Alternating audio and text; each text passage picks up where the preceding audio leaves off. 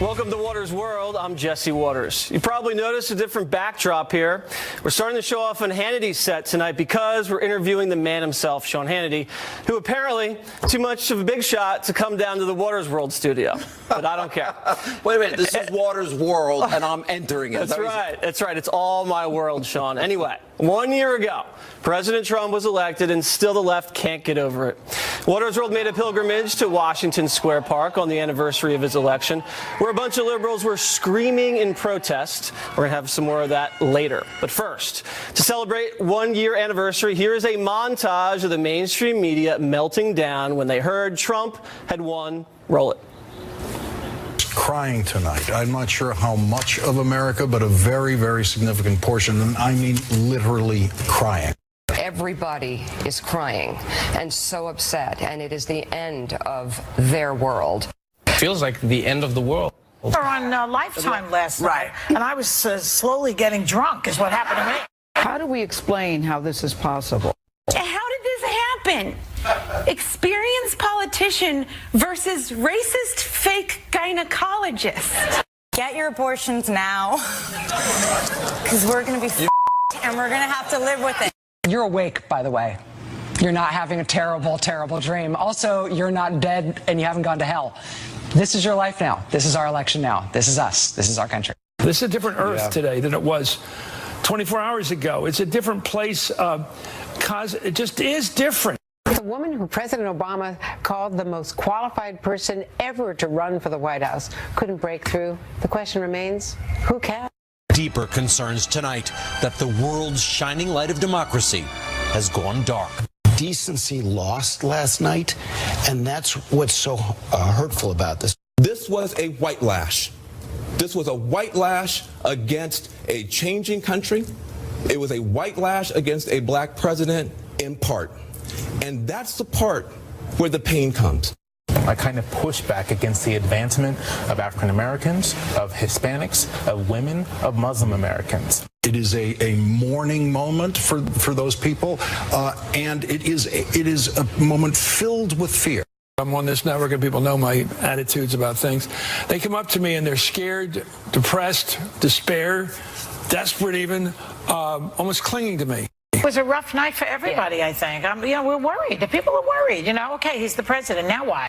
It feels like we're trying to avoid the apocalypse, and half of the country is voting for the asteroid. Is there a doomsday plan for a time like this? Sean, you look giddy when you're watching that. There's a part of me that is, because they're so dumb. Yeah. Look, it's never easy for a Republican to actually win when you're looking at electoral votes.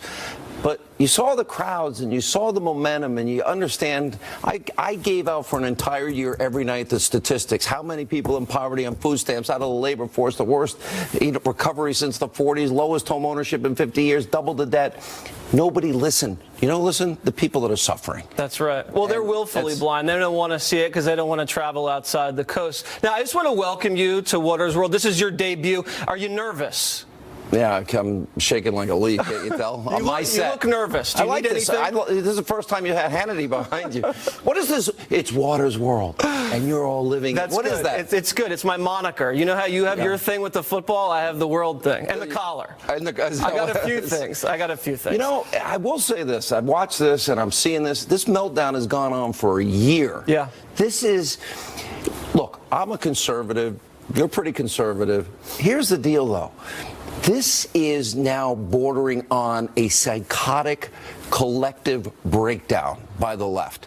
They can't handle how wrong they were. They just, and it's also dangerous for the president. So you think it's based upon the fact that they called the election so wrong? No, they can't get over that. There is a swamp. There are forces that are working every day that want this president out. Doesn't matter how they do it. You got the deep state, you got the liberal media, you got Democrats, then you got weak, timid, spineless Republicans and never Trumpers. They want him out. They'll do anything they can do to get this man out of office. And you're right. And they're doing it day after day. And I believe it's because the Democrats are completely shut out of power. So the media now is the tip of the spear. Trump has declared war on the media. Let's look at the history going back a year of Trump versus the press. Roll it.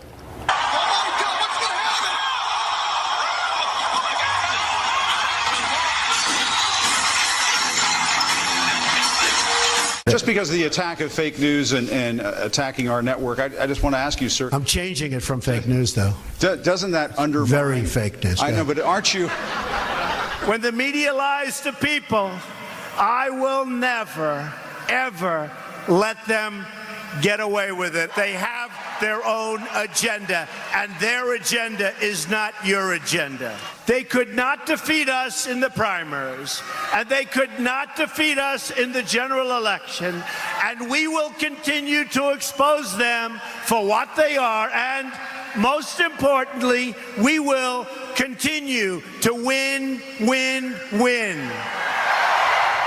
So who do you think is winning? Because right now the ratings and circulation are up with the media, but credibility is way down. I don't think they ever recover credibility-wise. No.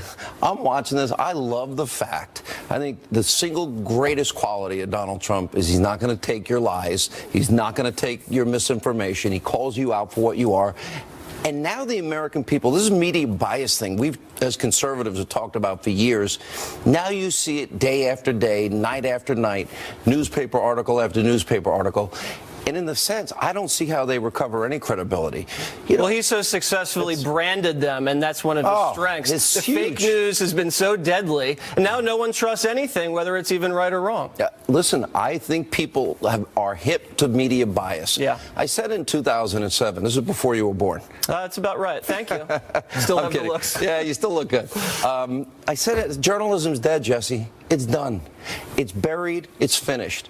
And it's sad because people deserve the truth. You know, there are times I definitely have a conservative view because I believe conservatism works. But you just have to look at truth sometimes. Yeah. And they're so ideological. Everything is seen through the prism of this hatred that they have towards the president. It's not good for the American people. It's not good for the country. And in that sense, they are the opposition party. They are what Bannon said they are. That's right. And he was blasted for saying that. And he didn't say the media is the enemy of the people. He said the fake news media is the enemy. That's most of the media. That's true. That's about 90% of the media. Yeah. I want to get your assessment about the president's international relations. He's had a lot of speeches and going on a lot of trips. Here are some of the highlights. A better future is only possible if your nations drive out the terrorists and drive out the extremists. Drive them out. Drive them out. Rocket Man is on a suicide mission for himself and for his regime. The United States is ready, willing, and able, but hopefully this will not be necessary. While we will always welcome new citizens who share our values and love our people, our borders will always be closed to terrorism and extremism of any kind. Now I know you love Little Rocket Man. Love Rocket Man. Love Rocket Man. Well, you know, look, we went through 8 years. Imagine this. We had a president that couldn't say the words radical Islamic terrorism, man-caused disasters, all these euphemisms, overseas contingency operations. You know, unfortunately, this world is dark. There is a lot of evil. There are people that plot, plan, scheme. They want to kill our children. We see terrorism all throughout Western Europe, all throughout the world, really. We see it on our shores now. And the president identifies it, wants to take measures to protect the American people. One of the most challenging is Rocket Man. You make a bad deal, you appease dictators. That's right. The way Bill Clinton tried to bribe Kim Jong-il, Kim Jong-un's father, with energy and millions of taxpayer dollars, just like Obama did with the mullahs in Iran. You can't appease dictatorships. Then they get nuclear weapons. Now they're trying to get ICBM capability. You marry that, then the continental United States is in jeopardy. There will be a confrontation, and the sad thing is, there's not a lot of good options here. No. You have to almost take it off the pad, and then you run the risk if you take out the nuclear sites, nuclear fallout. Will he launch against South Korea? No, it's a very thorny situation. So no bowing, no apology tours, no more leading from behind. What is Trump's doctrine? Do you know when you talk, you smile talk? That's a pretty. Because I'm on the set of Hannity. That's a clever trick. It's like it's built in. Even though you're saying stuff that some people don't like, you still got to smile. Yeah, you know, those worthless Democrats really need to get thrown to Gitmo. But if you say it with a smile, it's all good. It's all a joke. No, the Trump doctrine. What do you think? What is it? Trump doctrine is what he said in his speech in South Korea. I thought for this early in his presidency, what he's been able to accomplish, what the speech he gave in the Middle East, the speech that he gave in South Korea this past week, probably two of the most powerful speeches, and such a contrast to what Obama did in his 8 years. And it shows America reestablishing its strength on the world stage. Look, the world needs a strong America, right? Especially in the age of radicalism and extremism and fundamentalism and people telling their kids, strap bombs on yourself, go kill innocent people, there's 72 virgins in heaven. Right. You know, these are dangerous times. Right. So without America, this world is worse off. Am I leaving Waters World? Not yet, Sean. We have one more thing. I want to get your take. I thought I was getting the brush off goodbye. Go ahead. No. But thank you for bloviating. I really enjoy it. Is this like O'Reilly Jr. now? You actually, you know, your mannerisms That's are like... your nickname? O'Reilly Jr.? No, but your mannerisms are like Bill. Do you know that? Has anyone ever told you that? No one's ever mentioned that. It's the first time I've ever heard. That's so not true. That's so not true. You got me on that one. All right, let's talk about domestic policy. Here are some highlights. A recent Department of Labor report showed the fewest jobless claims since 1973. Our stock market just hit another record high. It's the highest it's ever been in history by far. We've created about $5.4 trillion only in stock market value. $5.4 trillion. Today, I am keeping another promise to the American people by nominating Judge Neil Gorsuch of the United States Supreme Court to be of the United States Supreme Court. I think there's blame on both sides, and I have no doubt about it, and you don't have any doubt about it either. All right, so that was the Charlottesville press conference. That really hurt the brand. But, I mean, you have Gorsuch, you have the regulations he's tearing up, great economic growth, but no real legislative accomplishments yet to speak of. You know, it's interesting. This past week on the show, I did what I call a mini monologue, and I addressed it to especially the Senate. And I'm like, okay, we saw what happened. They were making a big deal in the media. Okay, we lost Virginia, New Jersey. Blue states. And Washington, blue state.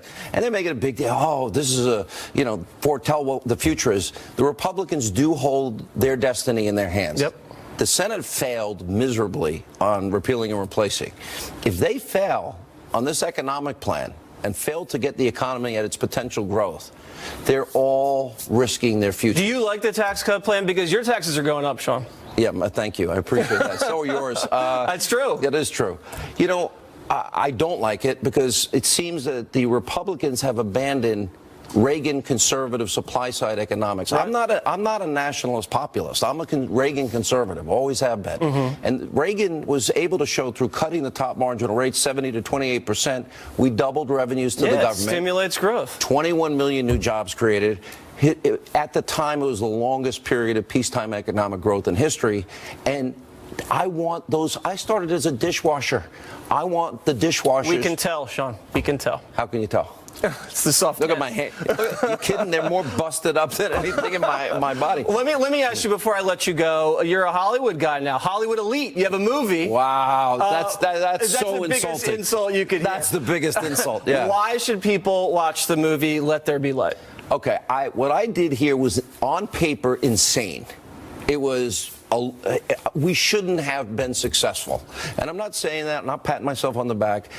I saw a script that was just the opposite of what we see every week in Hollywood. It's simple, formulaic. Sex, violence, Jennifer Aniston falls in love, falls out of love. Mm-hmm. And then the next movie is falls in love with somebody else, falls out of love with somebody else. Okay. And then cartoons and comic books, mm-hmm. a lot of those.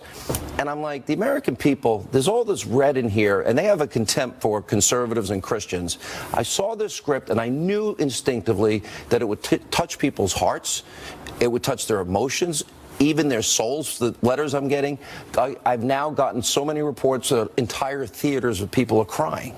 Wow. And as a result, we started with 373 theaters, then we went to nearly 700, now we're at 900.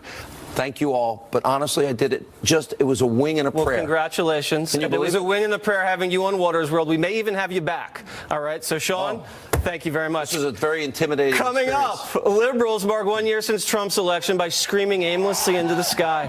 And Waters World was there to capture it.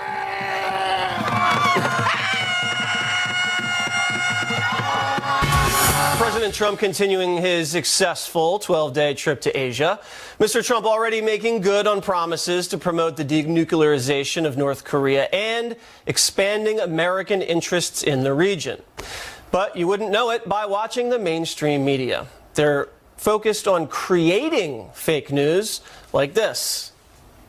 Mr. Trump feeding Asian carp in a koi pond, first tossing spoonfuls of fish food before emptying the entire box. President Trump broke protocol in Japan by dumping an entire box of fish food into a Japanese koi pond. The president said, enough of this spoon stuff. Okay. Just take it. Yeah, I know. The Japanese president said, okay, I'll do that too. Joining me now to analyze the president's Asian swing is former Trump campaign manager Corey Lewandowski. So as we all know, the whole fish deal was fake news, Corey. Turns out the Japanese prime minister, as the video shows, dumps his food first, and President Trump follows. Now, if they're going to lie about feeding fish, what else has the mainstream media been lying to us about? Well, Jesse, as you know, they lie to us about everything. And this president is a person who wants to get things done quickly. So he dumped the whole thing in quickly to get to the next thing. This is what we want. He demands results. Feed the fish quick and let's move on. That's right. Let's move on. I mean, if the media, they shouldn't be coy about their bias. I want to show you some footage of the golf match between President Trump and the Japanese prime minister. Kind of a little issue here. Trump's obviously in the fairway because he's hitting it straight. And the Japanese prime minister, we believe, not totally confirmed it's him or not, but find himself in the bunker and hits out of the trap and is climbing up. There he is in white and oops, falls back into the sand trap. Up, there he goes again in slow motion. Goodbye. So this is just one of the differences between President Obama and President Trump. He's playing a lot of golf with these world leaders and probably forming strong relationships. Well, what we know is that the president of Japan and President Trump have a very good, strong relationship. And where one of those relationships was formed is on the golf course. And the president had the president of Japan here in the U.S. They played golf. This was the reciprocity to that. They have a good, strong relationship. And when you're with someone 4 or 5 hours at a time, you get to build on that relationship. That's exactly right. Also, another difference between President Trump and President Obama, how they greeted the Japanese emperor. I think everybody remembers President Obama with the deep, deep bow to the emperor. President Trump, just a little nod and a nice handshake. Wow, do you remember that, Corey, a few years back? Woo, wasn't good for President Obama. Well, I remember it very vividly, but I also know that the mainstream media didn't want to cover it, and they said, well, it wasn't a big deal, except American exceptionalism was at stake. And the difference now is that other world leaders respect President Trump and show him the respect that he deserves. And I don't think they had that same respect for Barack Obama when he was the president. No, they did not. And you're right about that. The mainstream media completely buried the bow. Let's get into someone from the mainstream media, NBC News reporter out there asking President Trump about the shooting that had just happened in Texas. Roll the tape. You've talked about wanting to put extreme vetting on people trying to come into the United States, but I wonder if you would consider extreme vetting for people trying to buy a gun. Trying to what? Buy a gun. If you did what you're suggesting, there would have been no difference 3 days ago, and you might not have had that very brave person who happened to have a gun or a rifle in his truck go out and shoot him and hit him and neutralize him. Now, this really bothers me, Corey, because we do have extreme vetting for gun purchases, and the vetting wasn't done properly. The Air Force never reported that this guy had these domestic charges against him, and that was the reason he got the gun, not because we don't do any background checks. You know, when the president's overseas and he's just south of a madman, why don't we actually talk about the things that the world cares about, which is containing that madman in North Korea? By madman, I think you mean Little Rocket Man. And the president had a message for Little Rocket Man. Let's see what it was. You know, we sent 3 of the largest aircraft carriers in the world, and they're right now positioned. We have a nuclear submarine also positioned. We have many things happening that we hope, in fact, I'll go a step further. We hope to God we never have to use. With that being said, I really believe that it makes sense for North Korea to come to the table and to make a deal. This is textbook gunboat diplomacy, where you have an armada right off the coast and you say, hey, little rocket man, why don't you come to the table? Look, Jesse, I don't think Rocket Man wants to test this president's resolve about his ability to keep our country safe from a foreign enemy. And, you know, he was very clear when Rocket Man wanted to talk about launching a missile at our territory in Guam. Let me tell you this. I know the president very well. Make no mistake about it. If there is an attack on the United States, I believe they will respond in kind times 100. That's true. And speaking of gunship diplomacy, we had some granddaughter diplomacy. Arabella, President Trump's granddaughter, I believe speaks fluent Mandarin Chinese, and that was on display in a video when the president met with the Chinese leader. Roll it.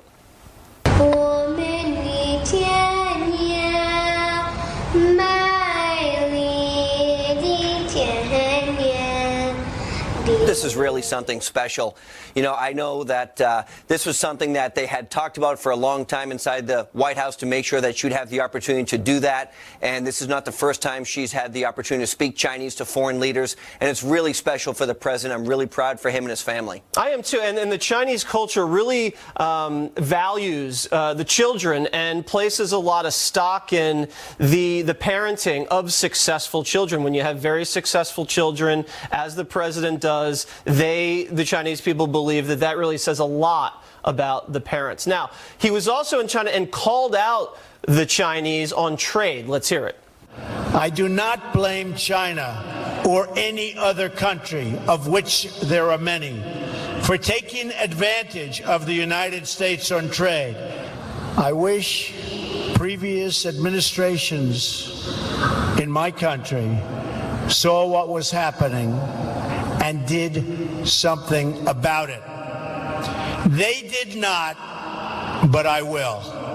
Unfortunately, the people who were running our country before this administration, they were weak, they were bad negotiators, and they were taken advantage of. And those days are over, and now it's a policy of putting America first, which means making the best trade deals for our country for a change. Well, they're actually doing it, because I have a thing right here. 37 major deals U.S. firms signed with Chinese entities during Trump's visit. I think they're to the tune of $250 billion. So it looks like things are happening on that front. Corey, thank you very much. My pleasure. Coming up, real American videos of the week.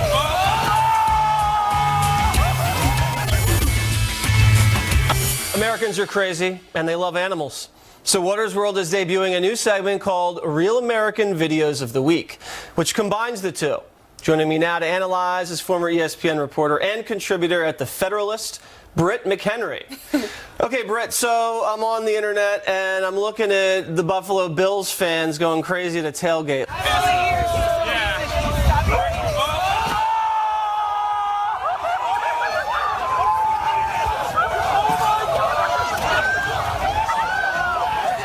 I don't even think he realizes he's on fire, and they're putting him out with beer. That's a tame day for Bills Mafia. I used to cover them every Sunday. Did you? Yeah, I hope no IPAs were ruined in that. This is something that's catching on, courtesy of TFM. Total Frat Move sent us these videos. People are playing golf with their buddies, and then they're hitting each other with the golf carts. Let's see it.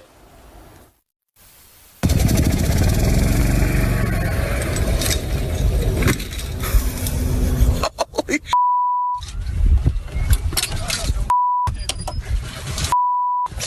Oh, wow. That usually happens, maybe, for some people, not me, around like the fourth hole. That's when you certainly try to enjoy the day, right? I think after the fourth hole, maybe some drinks have been had. Is that what you're getting to? Just a few. But they did them dirty on that second one. That wasn't right. That was a setup. Yeah. Yeah, if anybody tried that with me, they'd get a 4-iron through the head. Let's get to some nice videos. Here is a raccoon with a dog in a pool.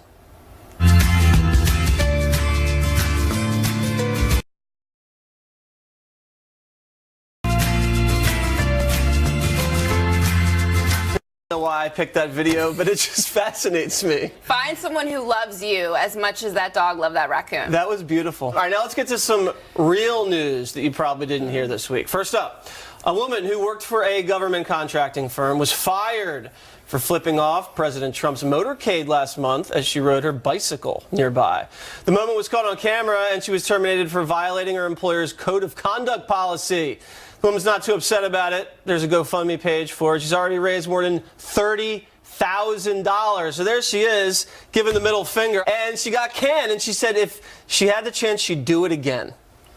Well, when you get $30,000 in a GoFundMe account, I guess a lot of people would. I think that there should be accountability, though, for this complete disrespect of the president. And you can argue there's freedom of speech, freedom of expression. Guess what? There's consequences to that. That's and right. We're witnessing that now. And don't post things on social media because, newsflash, I'm sure your employer, all employers will see it. All right, a professor at Florida International University believes that toxic masculinity has fueled the rise of President Trump and the alt-right, whatever that means, and uses the Disney movie Beauty and the Beast as an analogy. Professor Bryant Skoulos compares movie villain Gaston to President Trump, saying that the villagers who enabled him were, quote, all responsible for the violent, closed-minded, toxic masculinity that nearly destroyed their small community.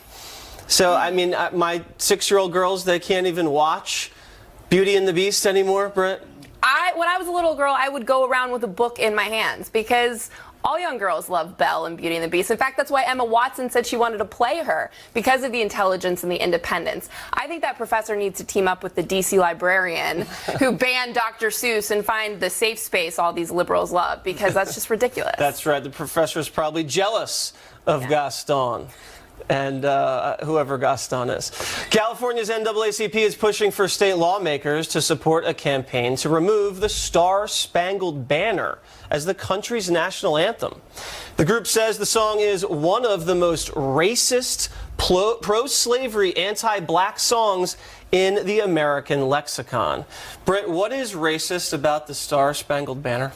Nothing. It's a minute, literally a minute, that the country should be able to come together as Americans to honor service members, and it just keeps becoming this discussion it shouldn't be. A Seattle Seahawks player on Thursday Night Football ahead of Veterans Day said, oh, I'm going to stand now to make a statement that I actually do respect the troops. Pick a side. Pick what you're standing for or you're not standing for. You shouldn't have to make a statement for the national anthem. We should all be standing up, showing respect, or go to the bench. I agree. And finally, great news on the job front. U.S. economy is at a 17-year low when it comes to the unemployment rate, adding 261,000 jobs in the month of October and sending the jobless rate down to 4.1%. I didn't really hear a lot about this. I wonder why, Britt. Because most of the media is more concerned with the method in which President Trump is feeding fish in Asia. I mean, let's come on, let's be real.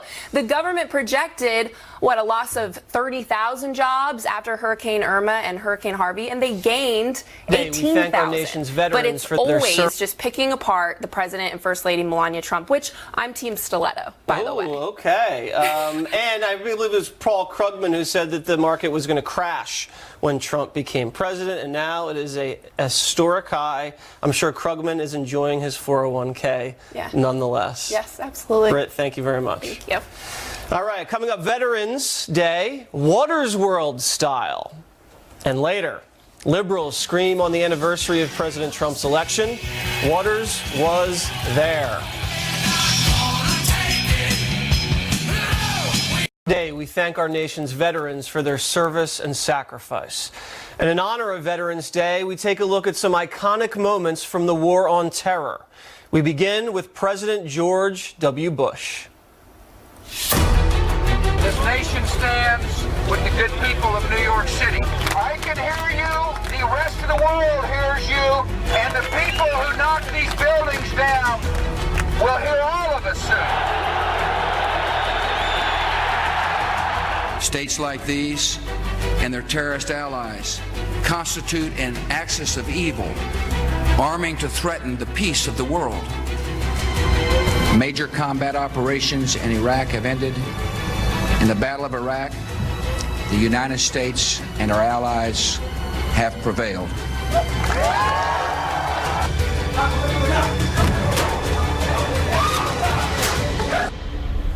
Joining me now, former Navy SEAL Jocko Willink, who commanded SEAL Team 3, the most decorated special ops unit in the Iraq War. He received the Silver Star and Bronze Star. Jocko is also the author of the new book, Discipline Equals Freedom, Field Manual. So, Jocko, I don't know about you, but I got chills watching that montage of President George W. Bush. You served under him in Iraq. How would you assess his performance as commander-in-chief during the War on Terror? Well, one thing I think that we all felt about President Bush was that he really believed in what we were doing and what America needed to do against these evil powers in the world. And I think we felt that all the way down through the chain of command right to the front lines. He was a very black and white president, and after 9/11, I believe the country needed someone like that. To put it in very simple terms, good and evil. Some people didn't like that about him, but that was something, personally, I really think the country needed. Do you agree? I do agree, and there's a lot of complexities that you can put on top of these subjects, but the fact of the matter is, when your nation is attacked by people that want to completely destroy your culture and your way of life, then you do have to do something about it, and it really does become pretty black and white. There was a spirit about the guy that he really rose to the occasion. I don't think a lot of other people could have ever done that. Well, it definitely is a really challenging position. I mean, no one really thought that an attack like 9/11 was going to happen, and it obviously changed the lives of everyone that I knew in the military.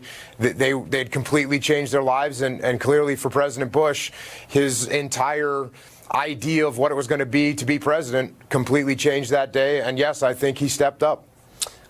Something else that changed dramatically was the country of Iraq. Let's take a look at some moments there.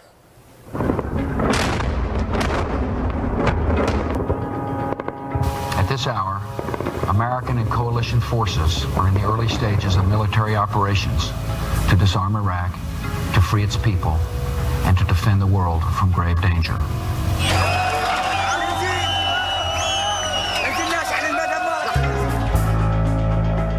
Yesterday, December the 13th, at around 8:30 p.m. Baghdad time, United States military forces captured Saddam Hussein alive. And now the former dictator of Iraq will face the justice he denied to millions. Just an incredible moment, finding Saddam in that little hole like a dog, and then delivering the justice that he so deserved. What do you think about when you see those images, Jocko? I remember going in Iraq and various places that we would go, former Saddam palaces, former Saddam compounds, and to be in rooms that were clearly torture chambers that he had used against his own people, hooks on the wall, just really disturbing images that we walked through as we secured and cleared parts of that city. So that's what I really remember, and it was awful to see, and it was something that as we arrived on the ground and we saw with our own two eyes, we absolutely knew that we were doing the right thing. And it was the right thing. You say what you want about WMDs, if you had gone in knowing what you know now, that's ancient history. Obviously now the people in Iraq, their lives are much, much better. Let's take a look at Afghanistan, a place where America still is. The United States military has begun strikes against al-Qaeda terrorist training camps and military installations of the Taliban regime in Afghanistan. As Commander-in-Chief, I have determined that it is in our vital national interest to send an additional 30,000 U.S. troops to Afghanistan. After 18 months, our troops will begin to come home. Tonight, I can report to the American people and to the world. The United States has conducted an operation that killed Osama bin Laden, the leader of al-Qaeda. So, Jocko, we finally got bin Laden after all those years, but American soldiers are still, to this day, in Afghanistan. I'll let you have the last word. Well, this is going to be a long war, and this war is going to continue. This is an ideology filled with evil and hate, and if we don't protect ourselves from them and actively go out and prosecute these targets around the world, they will be at our doorstep again. I agree. All right, Jocko, happy Veterans Day, and thank you so much for your service. It was an honor to serve. Thank you. All right, apparently 1 year isn't enough to get over Hillary Clinton's historic election loss. So liberals are screaming at the sky, and Water's World was there to capture every priceless moment. That's next. It's been an entire year since Donald Trump was elected president, and liberals still can't get over it. This week, to mark the 1 year anniversary, Democrats gathered in New York City to scream helplessly at the sky. And of course, Water's World had to check it out.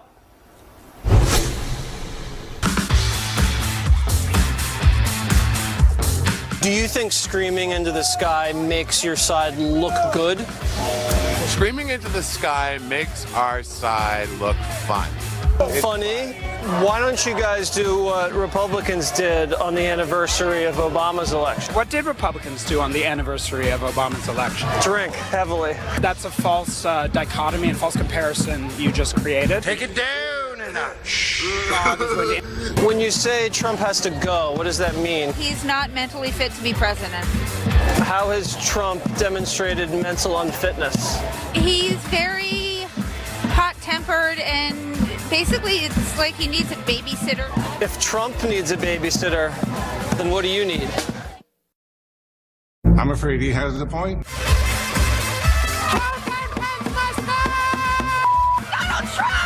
How has Trump changed your life so far?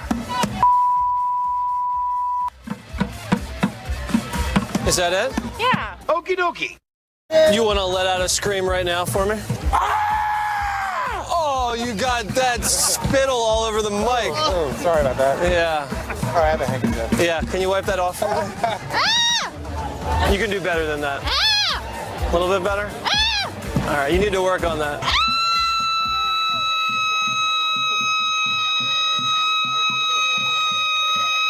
I don't know what we're yelling about!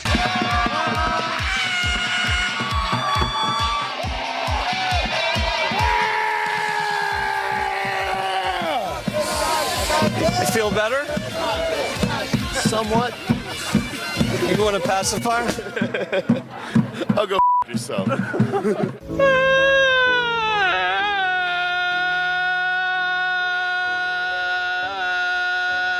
Do you think wearing a Make America Great Again hat is fascist? I think a hat that says Make America Great Again is the same in Germany in 1933 as wearing a hat that says Make Germany Good Again. You think Trump is like Hitler? There are two differences. The first is that he has his finger on the nuclear button. I think my strongest asset, maybe by far, is my temperament. I have a winning temperament. And two, Hitler had a dinky little mustache and he has that orange squirrel on his head. I don't wear a toupee. It's my hair. I swear. What do you think tonight's going to change substantively? Conversations like this change people's minds, and they impact. Blog is going to impact me, and hopefully it will impact you. Oh, also. Definitely. Whatever, dude. Whatever. Do you know who I am? No, I'm not sure. So, Tom Waters. Tom Waters. This is my world. Pleasure to meet you, Tom Waters, and your world. I actually do recognize you, don't I? Thank you very much. It's such a pleasure. Wow, that package was a real scream. Up next, love letters to me, Tom. Time now for your love letters. First up, Brendan King tweets, "Yo, just want to say I love your show, brother. Absolutely love your awesomeness and funny sense of humor. And I like that you always keep it real. You're the GOAT, brother." GOAT is greatest of all time, for those of you who don't know. Andrew writes, "Last week, me and my dad were watching your show. So my dad asked what the score was because we were also watching a football game. So I said, Waters 30, Democrats nothing." Always pitching a shutout over here. And finally, Bob Atherton says, "Really like your show and your interview segments with the uninformed. Keep it up, Jesse." Checks in the mail. That's all for us tonight. Be sure to follow me on Facebook, Instagram, and Twitter. And remember, I'm Waters, and this is my world.